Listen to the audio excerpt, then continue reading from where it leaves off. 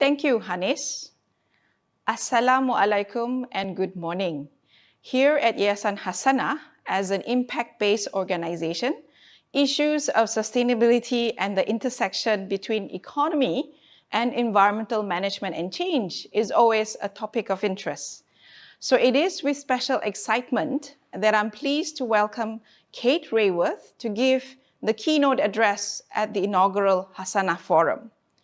Then it dawned on me, how do I introduce a person that needs no introduction? What can I say to top what everyone already knows about Kate? And her work to drive humanity's long-term goal at the heart of economics thinking, where no one shall fall below and where ecological ceiling of our planet boundaries should not be breached. Kate, as she has been described, is a person with purpose and very ambitious from young. Disillusioned with what she has been taught at Oxford University, she went to discover for herself real-world economic challenges from the island of Zanzibar to Manhattan before landing her dream job at Oxfam, advocating for just rules governing international trade to unraveling human rights implications of climate change. Kate's book on Doughnut economics have been translated into over 20 languages and is a must-read for those venturing into the world of societal impact and environmental economics. We must be ready to unlearn and relearn the fundamentals of economics in order to understand better humanity's formidable challenges. Please join me in welcoming Kate Raworth to deliver the keynote address entitled The Good Doughnut, Redesigning the Shape of Progress.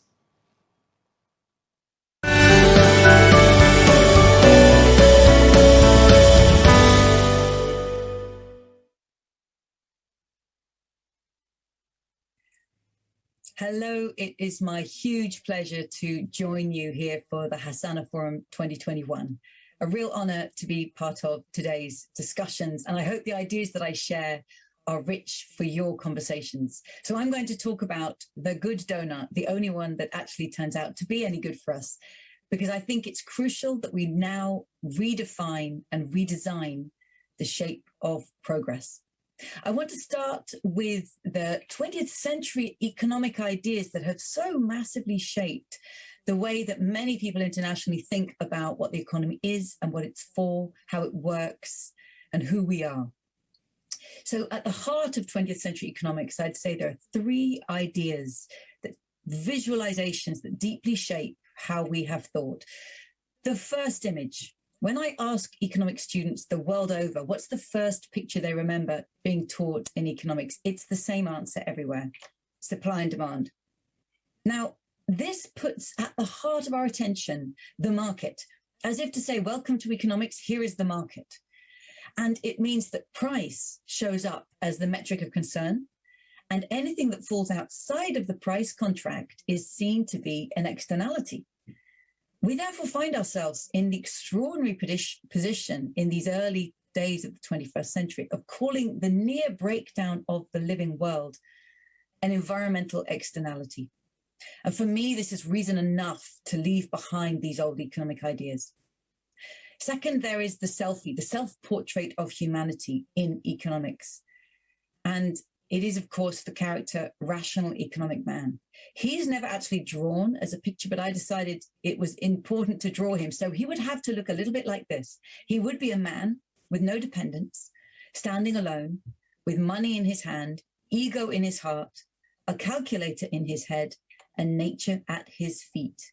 He hates work, he loves luxury, and he knows the price of everything. And the really damaging feature of this character is not just how absurdly narrow he is, it's what looking at him does to us.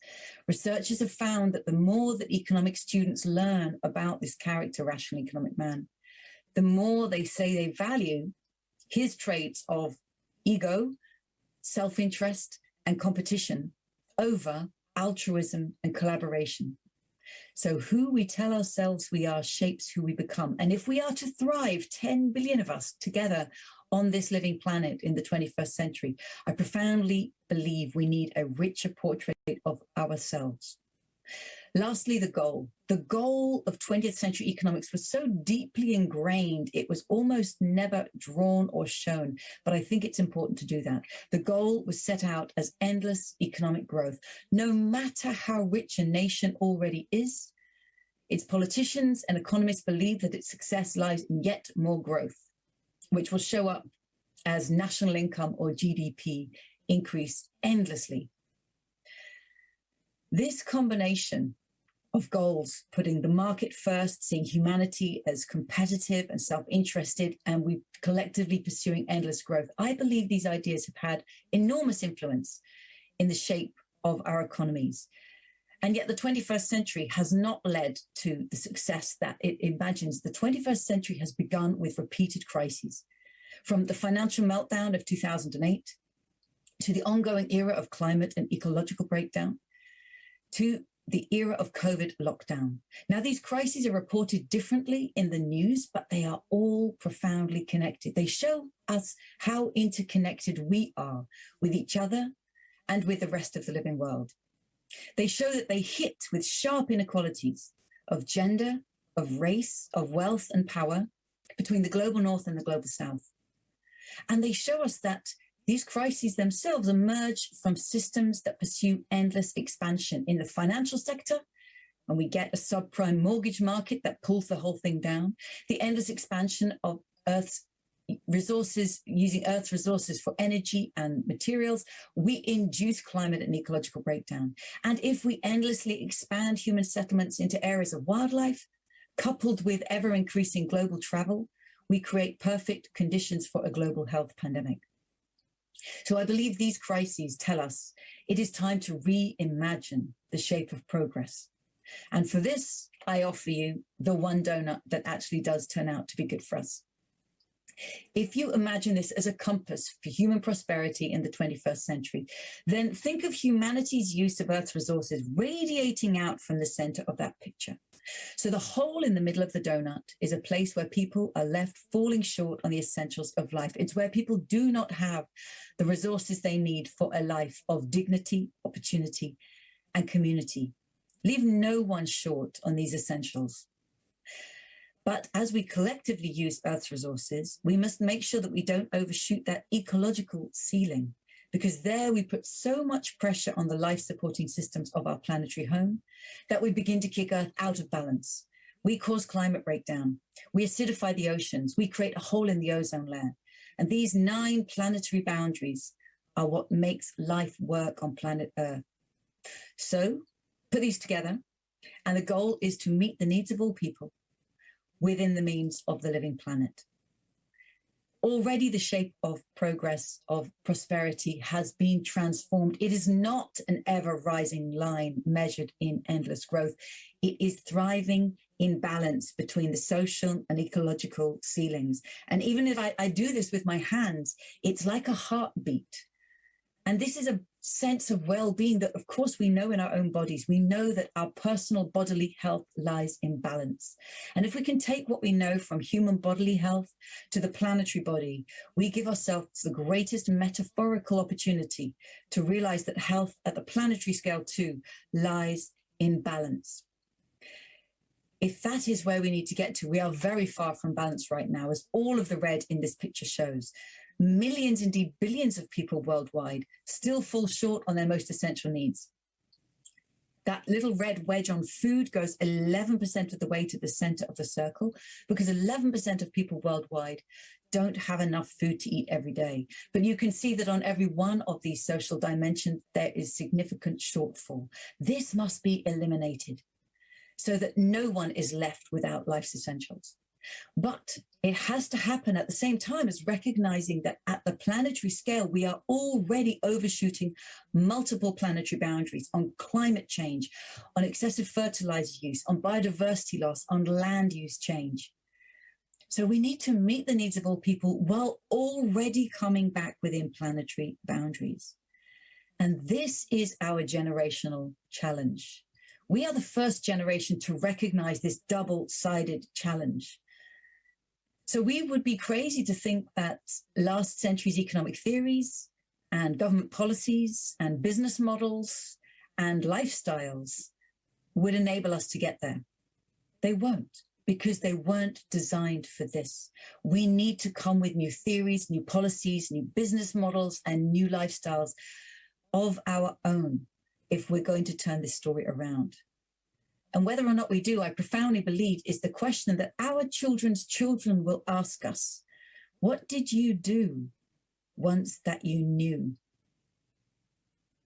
So this is the challenge. How do we start to make progress? Now, I'm showing you the global story here, but of course, much policymaking and responsibility happens much closer to the national scale. So here are 4 nations. On the one end, you can see Malawi on around $1,000 per person per year. Very significant shortfall on human well-being without overshooting any planetary boundaries.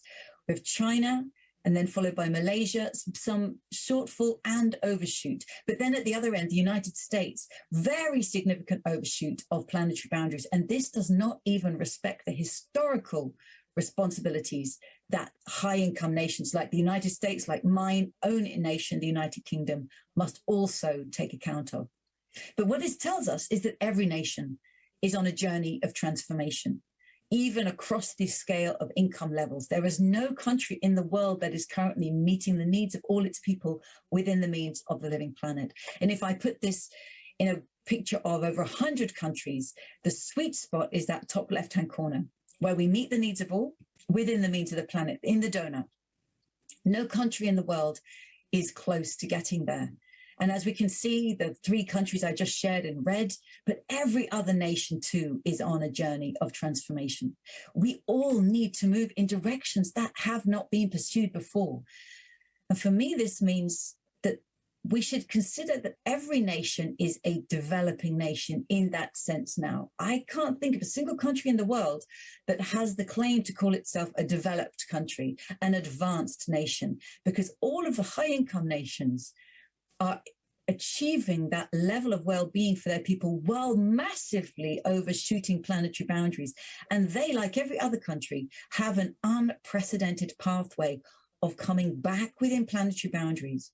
So this calls for a level of humility combined with ambition that may not have been seen before. We also need to recognize that though these countries stand as separate dots on the graph, their histories and futures are deeply interconnected through histories of colonialism and military power, through current trade and finance rules, through ongoing resource extraction, through the current and future impacts of climate change. And again, these impacts fall mainly from the global north to the global south. So we need to see transformation within and between all nations. How do we begin to get there?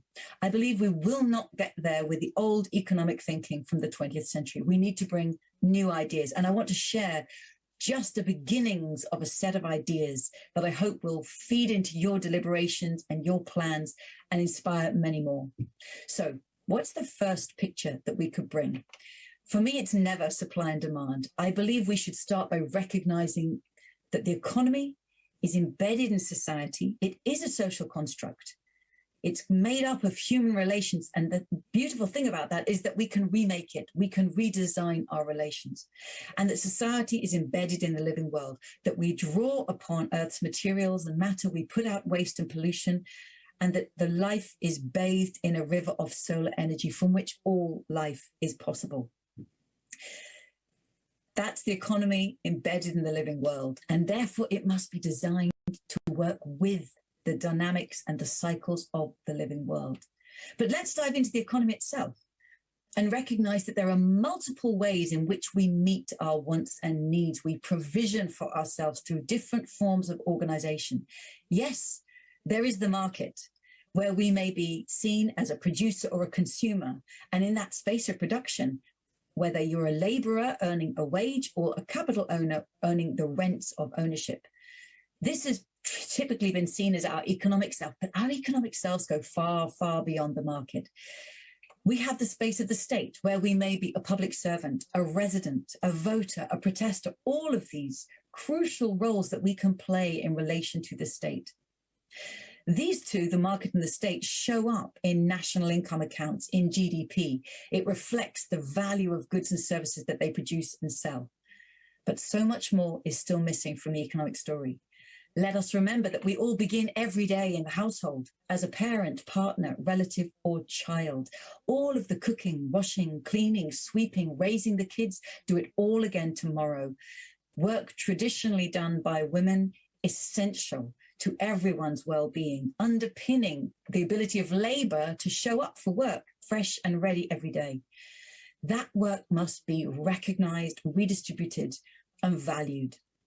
And then there's the commons, where people come together not through the market or the state, but as a community, co-creating the value that they share. So they may be volunteers, sharers, co-creators, stewards, whether it's creating a garden on the corner of your neighborhood block or Wikipedia on the World Wide Web. All four of these ways of provisioning for our wants and needs are incredibly valuable. I know that I wouldn't want to live in a society that lacked any one of them. They work best when they work together, and we need to ensure that finance is in service to enabling them to operate, not in service to itself.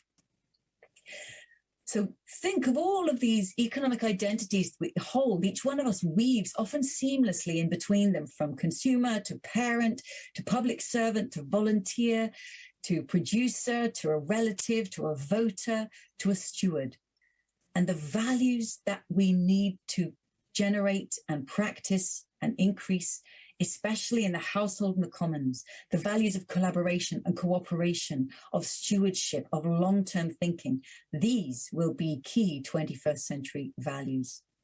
One thing I believe that the COVID-19 crisis has made clear is that when the space for market activity has been literally physically closed down due to the need for physical distancing, that is when the state has often stepped in, and it's become a critical question and very clear whose work is essential work, whose needs are essential needs. It's when the household has stepped in and provided a lot of care and homeschooling for children, sometimes as a space of joy, for many a space of a great stress and intensity. And then the commons, where people have come together, whether to create an online WhatsApp group for their street, whether to create a community support group, or a food bank, stepping in and caring for each other. And one thing that surveys around the world have shown, people have said, as the COVID crisis eases from being so dominant in our lives, one thing we don't want to lose is that stronger sense of a we, that we are not individual, rational, economic man. We are social, adaptable humans. We interact, we care for each other, we support and depend upon each other. How can we create a 21st century economy that respects all of these many social roles that we play and enables us to be that rich social being that is our full potential? So let's pull back and look at the donut. If we want to see the whole economy, how can we get into the donut? The red here, I believe, shows us that we have inherited a global economy that is profoundly divisive, full of inequalities. Billions of people cannot meet their most essential needs, and yet others have so much wealth that we are overshooting planetary boundaries. I think here the point is that inequality is not an economic necessity. We must start to see it as a design failure, and we must turn it around. We also can see we've inherited a degenerative economy because we are running down the life support systems of our planetary home, and we must turn that around. So I believe there are two fundamental dynamics that we must put at the heart of our new economy to become distributive and regenerative by design. Let me tell you about each of them. If we want to change the future, we must change these dynamics. We've inherited linear, degenerative economies. We take Earth's materials, make them into stuff we want, use it for a while, and then throw it away. And that is pushing us over planetary boundaries. So we must turn these linear lines into loops of regenerative, circular, cyclical flow so that resources are not used up. They're used again and again, far more carefully, collectively, creatively, and slowly, so that we work with and within the cycles of the living world. Some examples from around the world moving towards these ideas of regenerative design may include regenerative agriculture practiced here in New South Wales, Australia, as in many other places. It includes the regenerative idea of the sponge city here in Kunli and other places, recognizing that water flows in and out of the city. So rather trying to block it out, embrace it, absorb it into the sponge of the ecosystem. On the technical side, the city of Amsterdam has embraced the circular economy, even in the construction sector. And we're seeing an image here from an experimental district where every building that is built there must use materials that have been and will be used again and again, carrying a materials passport.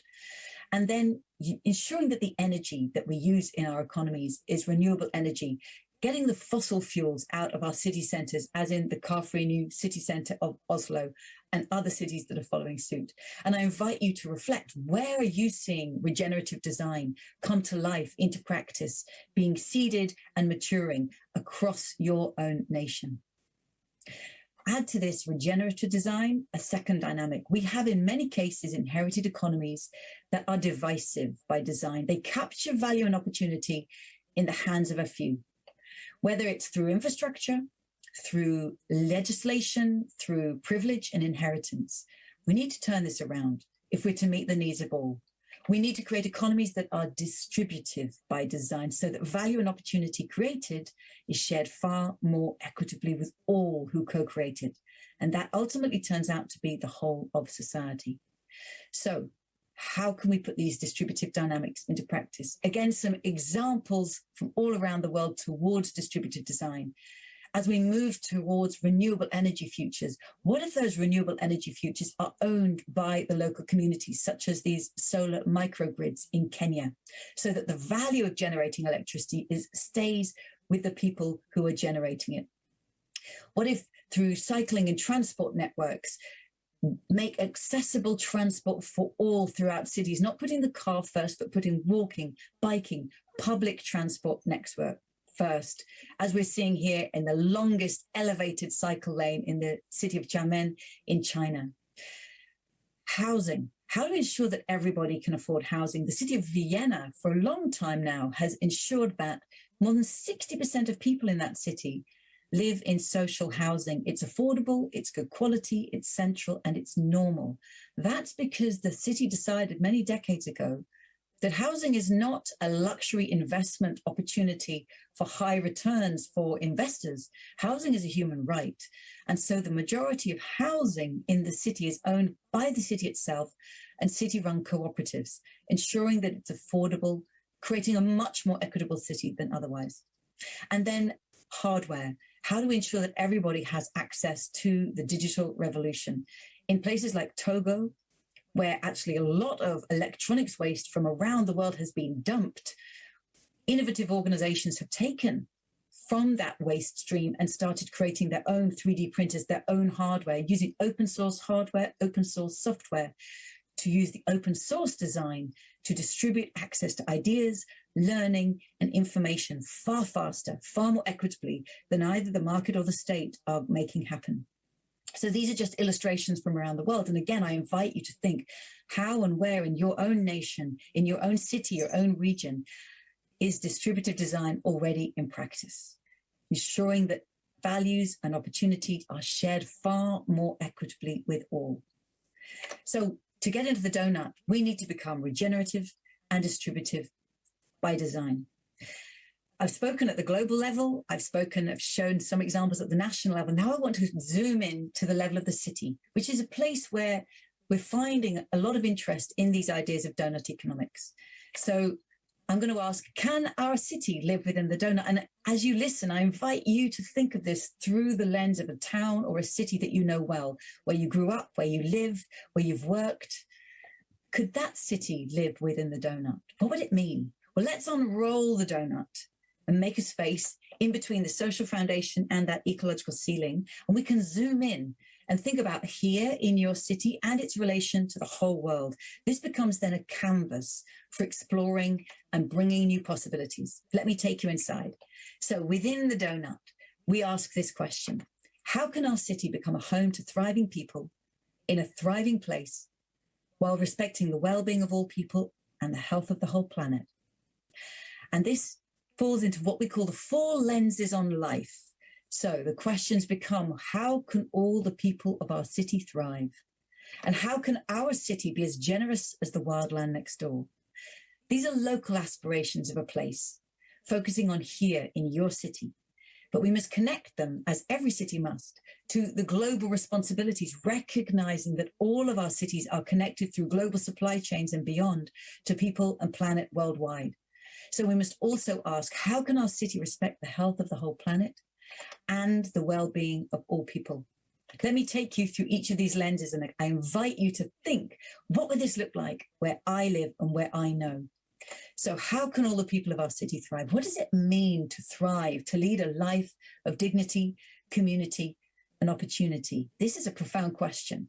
And of course, the answer will differ depending on where we are in the world, depending on our values, our culture, and what we aspire to.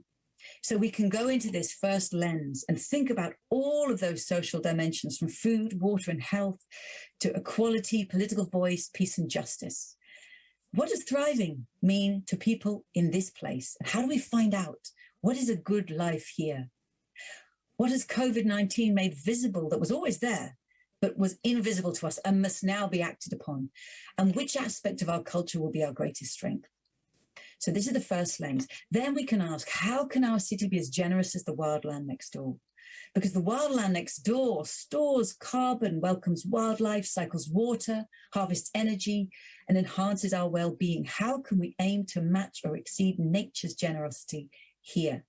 So we can explore ways that our cities can store more carbon and welcome wildlife, harvest energy, manage water, build soil. What does that look like as the ecological solutions and possibilities where you are?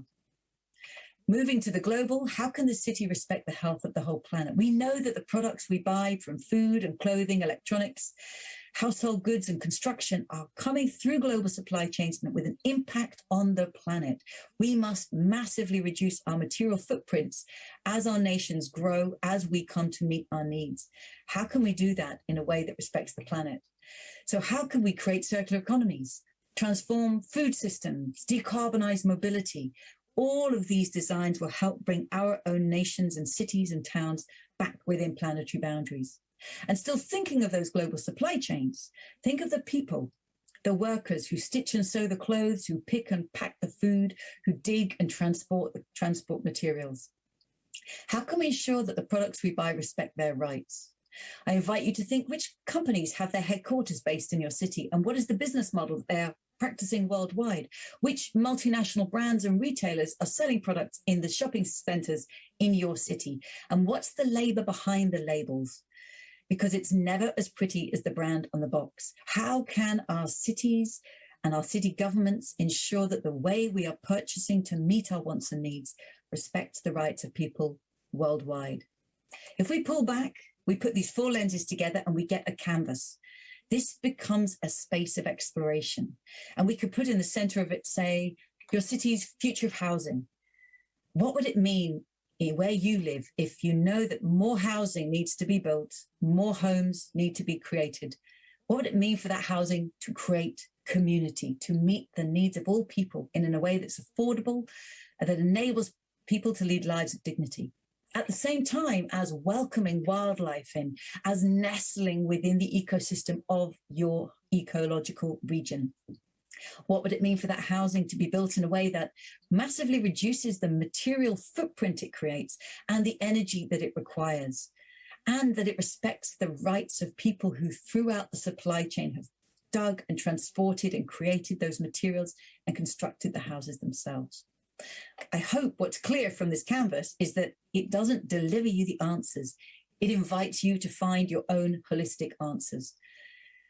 We will be publishing these tools in the new year, and we really very much look forward to seeing if they're of use and value and inspiration in your own country contexts. We ran workshops in 2019 before the COVID crisis in Philadelphia, Portland, and Amsterdam, and it was clear from the government officials and community members involved that this holistic view was valuable to them and that they wanted to go deeper. And we look forward to doing that now with more places internationally. I'm mentioning 3 places from the global north, but now we're delighted to be working with partners across India and Bangladesh, across the global south, and indeed in Malaysia. Just a couple of examples. The city of Amsterdam used the Doughnut to put it at the heart of its circularity policy, aiming to have a 100% circular economy city by 2050 and 50% circularity by 2030. So the Doughnut is shaping their transformation in this direction. And the city of Brussels decided to explore the Doughnut at many scales, asking how are we currently having an impact on ourselves and the world, and how do we transform this? How do we bring these ideas into the heart of governmental decision making?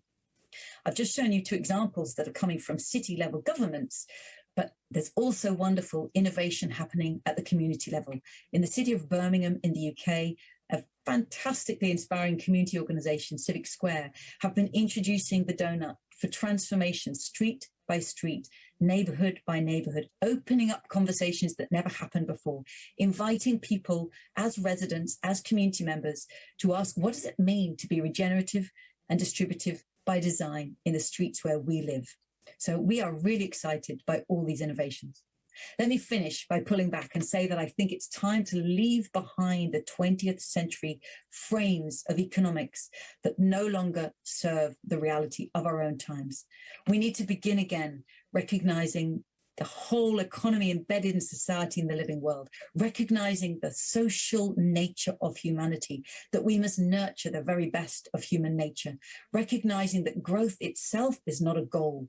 It can sometimes be a means, but the goal is to balance and to thrive in health, bodily and planetarily, where we are regenerative and distributive by design so that we can meet the needs of all within the means of the living planet. At Doughnut Economics Action Lab, we're working with creative people around the world who've taken these ideas and are putting them into practice. We hugely welcome you to explore our platform, to see the tools and stories that have already been shared there, stories that are coming from around the world. We are learning with and from the communities that are making this happen. It's been my privilege to present these ideas to you today. And as I said at the outset, I really hope that they provide some inspiration, some triggering new ideas, because I believe it is time to transform our economies. And I believe that you as a community can do incredible work within your nation, within your cities, regions, towns, streets, within your homes, within your families, within your hearts. Let us transform the future of the economies together. Thank you very much.